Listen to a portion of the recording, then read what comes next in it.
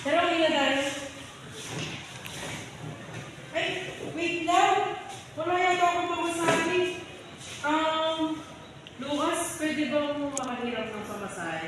Kasi nakalimutan ko yung titaka ko. Ito, pamasahe. Salamat. Ha?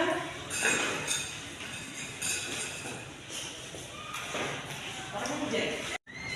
Alam mo, bukas pumasa ako sa exam kanina. Ah, talaga? Oo. Sige, pwede mo pera ng pamasahe.